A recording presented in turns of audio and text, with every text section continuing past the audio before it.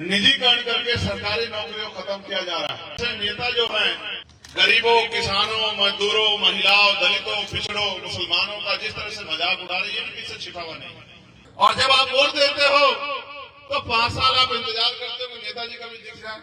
और अगर हम अपनी वोट का सही इस्तेमाल करने लग जाए तो ये सरकारें हमारे हिसाब से चलेंगी और हमारे लोगों के लिए पॉलिसियां भी बनेंगी। गरीबों की लाइट काटते हैं। इस चुनाव में अगर आपने जिम्मेदारी से काम कर दिया तो इनकी लाइट परमानेंट कट जाएगी। मेरी बात समझ जाए। ये क्षेत्र मुझसे पराया नहीं। मैं बहुत बार इस क्षेत्र में आया और एक बार तो यहाँ एक बहुत बड़ी समस्या खड़ी हुई थी। महाराज जी जानते होंगे उस जगह, वो जगह थी मलकपुर खद्दर में, जहाँ महिलाओं पे और बच्चों पे पुलिस द्वारा अत्याचार किया गया था उस गुरु घर को लेकर। उस बार भी हम लोग यहाँ आए थे और जहाँ मैं पैदा हुआ हूँ सहारनपुर के बेहट विधानसभा में, वो भी इससे मिला हुआ। हमारे संत गुरु जी भी यहाँ बैठे हैं, सत्तादास जी। तो ऐसा लगा जैसे मैं घर आ गया। मैं इसके लिए अपनी जिले कमेटी और अशोक भाई का बहुत बहुत धन्यवाद देता हूं, क्योंकि इस आंदोलन में बहुत कम समय ऐसा होता है कि घर की तरफ जाना होता है। और घर की तरफ जाए भी कैसे? जब समाज को परिवार मानते हैं तो ये भी मानते हैं कि समाज में जो परेशानियां अभी हैं, किसानों के साथ, नौजवानों के साथ, महिलाओं के साथ, बच्चियों के साथ, पढ़े लिखे युवाओं के साथ, रोजगार के लिए हो, पढ़ाई के लिए हो, अच्छे अस्पतालों के लिए हो और क्षेत्र के विकास के लिए, तो ऐसा लगता है कि इन क्षेत्रों को नयनदार किया गया। जैसे मैं अपने जिले के लिए, सहारनपुर के लिए कहता था बार बार कि सहारनपुर को अनाथ छोड़ दिया गया, ऐसा लगता है कि इस क्षेत्र को भी, यमुनानगर के क्षेत्र को पूरे उसको जगाधरी के इस पूरे क्षेत्र को अनाथ छोड़ दिया गया, ये सोच के कि यहाँ के लोगों के लिए कुछ करना नहीं। तो आप बताओ, आज सब लोग इस क्षेत्र के हो, बताओ क्या यहाँ के नौजवानों को रोजगार नहीं चाहिए? ये हमारी पढ़ी लिखी बहनें बैठे, बताओ रोजगार मिलना चाहिए नहीं मिलना चाहिए? क्या यहाँ एक भी उद्योग धंधा इंडस्ट्रियल एरिया सरकार ने लगाया? यहाँ के गांव के क्षेत्र के रहने वालों को अच्छे अस्पतालों की व्यवस्था होनी चाहिए नहीं होनी चाहिए? तो ऐसी भी बहुत व्यवस्था यहाँ नहीं दिखाई देती। मैंने तो देश में कोरोना काल जैसे समय देखे हैं कि ऑक्सीजन की व्यवस्था भी सरकारें नहीं कर पाई। और आपके यहाँ इस क्षेत्र में तो बाहर से भी लोग आते हैं मेहनत मजदूरी करने के लिए। ये जो पूरा बेल्ट है हरियाणा पंजाब की, और मजदूरों को मैंने देखा किस तरह से मजदूर गए।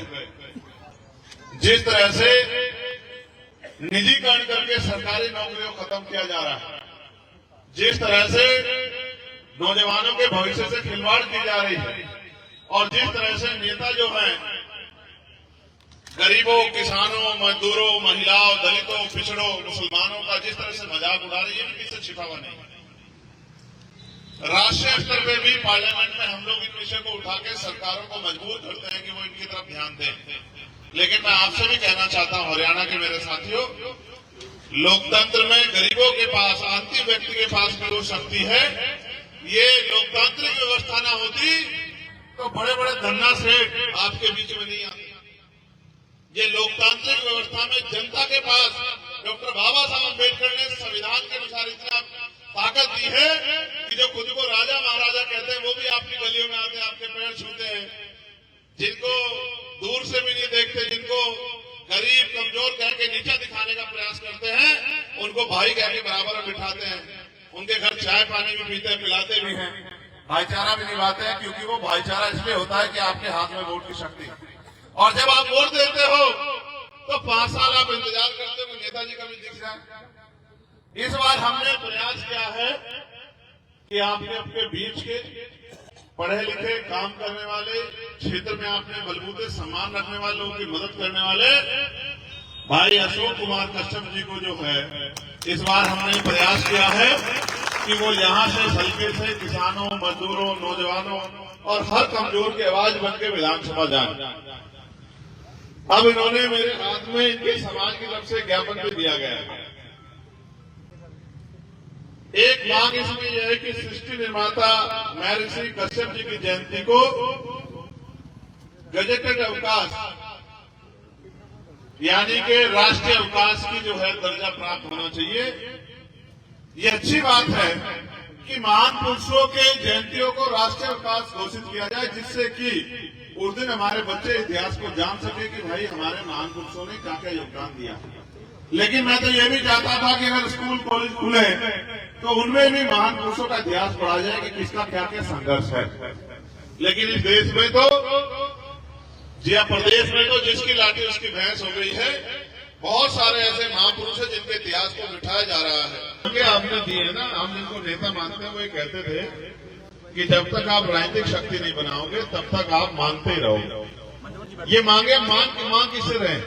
अगर ये मेरे हाथ में होती तो मैं यही अभी कलम की ताकत से इसको पूरी करके चला जाता। हम ये सरकार से मांग रहे हैं, लेकिन हम ये भूल रहे हैं कि ये सरकारें हमारे वोट से बनती हैं, और अगर हम अपनी वोट का सही इस्तेमाल करें तो ये सरकारें हमारे बिना चलेंगी नहीं, और अगर हम अपनी वोट का सही इस्तेमाल करने लग जाए तो ये सरकारें हमारे हिसाब से चलेंगी और हमारे लोगों के लिए पॉलिसियां भी बनेंगी, नए अवसर भी पैदा होंगे, हमारे बच्चों को रोजगार भी मिलेगा। आपके इन्हीं बंजर क्षेत्रों में तो दो धंधे भी रहेंगे, अस्पताल भी बनेंगे, स्कूल भी खुलेंगे, यूनिवर्सिटियां भी मिलेगी, महिलाओं का घर तक रोजगार भी पहुंचेगा और सरकार की योजना अंतिम व्यक्ति तक भी पहुंचेगी। जब हम लोकतंत्र में वोट की ताकत से देने वाले बन सकते हैं तो हम क्यों मांगते रहते हैं? मैं कश्यप समाज के लोगों से कहना चाहता हूँ, कश्यप समाज के साथ साथ पाल प्रजापति सैनिक समाज के लोगों से, कांबोज समाज के लोगों से कहना चाहता हूँ, आपके बीच में एक पढ़ा लिखा जिम्मेदार साथी मैदान में है, आपके बीच में संघर्ष करने वाला, आप इनके हाथ मजबूत करो और इनको विधानसभा में भेजो, और ये आपकी समस्याओं के लिए विधानसभा में आवाज उठाएंगे मजबूती से, और आपके लिए योजना बनवा के आपके क्षेत्रों के लिए अवसर पैदा करेंगे। दिल्ली में हम लोग वहां पार्लियामेंट में सरकारों को जगाने का काम करेंगे, आपके मुद्दों को उठाने का, और हरियाणा की असेंबली में भाई अशोक जी जो है आपके मुद्दों को उठाने का काम करेंगे। आप जानते हैं कहीं भी अगर किसी में भी कोई आंच आई है पिछले 10-12 साल के हमारे संघर्ष में, हमारे भाई संदीप जी भी यहाँ हैं, तमाम और साथी हमारे यहाँ हैं, हमने कभी जाति धर्म नहीं देखा, पीछे मुड़ के नहीं देखा, हमेशा ये देखा जिसको हमारी जरूरत है हमें उसके साथ रहना, और हमने इसको अदा किया। मेरे क्षेत्र के लोग, यहाँ मुझसे प्यार करने वाले सब लोग जानते हैं, चाहे नौजवानों के हितों की बात आई, चाहे किसानों के हितों की बात आई, महिला पहलवानों के हितों की बात आई, चाहे एनआरसी में मुस्लिम भाइयों की बात आई,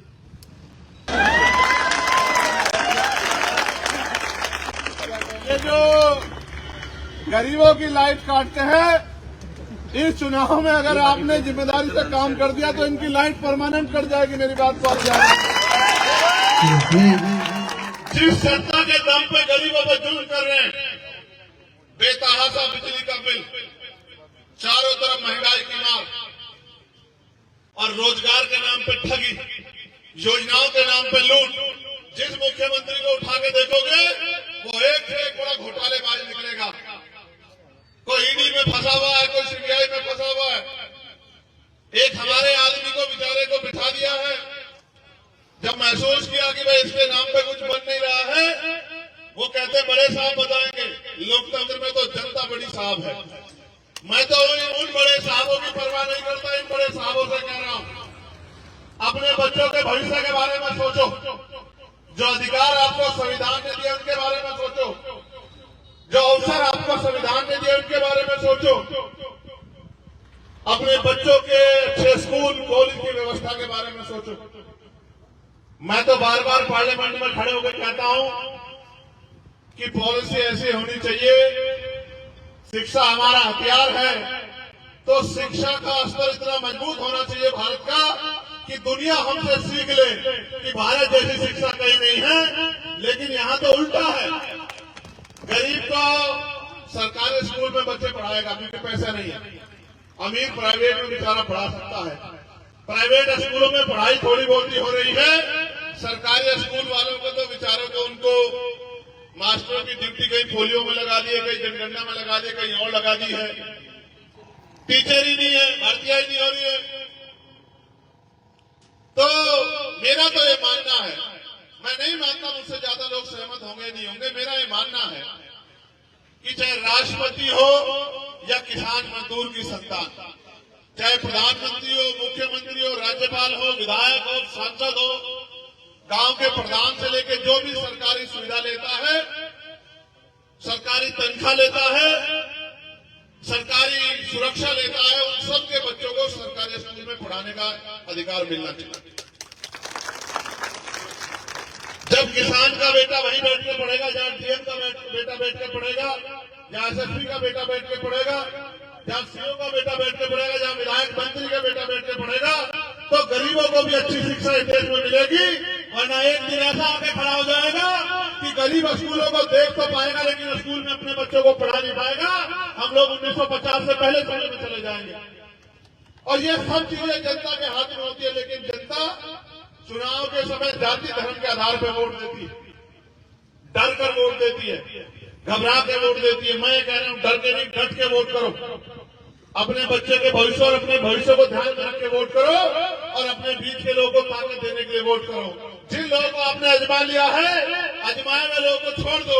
अगर आजमाए हुए को आजमाओगे तो वही मिलेगा जो मिलता है। और अगर इन सरकारों ने आपके लिए बहुत अच्छा किया है तो फिर आपको अशोक जी की तरफ नहीं देखना चाहिए। और अगर आप इन सरकारों के काम से सहमत नहीं है तो फिर भाई अशोक जी को आपको ताकत देनी चाहिए। और छोटी छोटी विधानसभाएं आपके यहाँ, हमारे यहाँ तो बहुत बड़ी बड़ी विधानसभाएं, इतनी बड़ी बड़ी विधानसभाएं कि कई दिन में पहुंच पाते, लेकिन आपके यहाँ छोटी छोटी विधानसभा है। और अगर आप प्रयास करो, हजारों की संख्या में लोग यहाँ हैं, अगर आप एक एक फॉर्म भी करने लग जाओ, आज से 30 दिन का समय से ज्यादा है वोट पड़ने में, और एक एक आदमी को तैयार करो, तो मैं गारंटी देता हूं कि जो लोग आज इंतजार कर रहे हैं कि नेता उनको कुछ देगा, उनके हाथ में इतनी ताकत होगी कि असेंबली में उनकी आवाज बहुत जोर से गूंजेगी और उनके क्षेत्रों में काम होगा, उनके बच्चों के लिए अवसर पैदा होगा।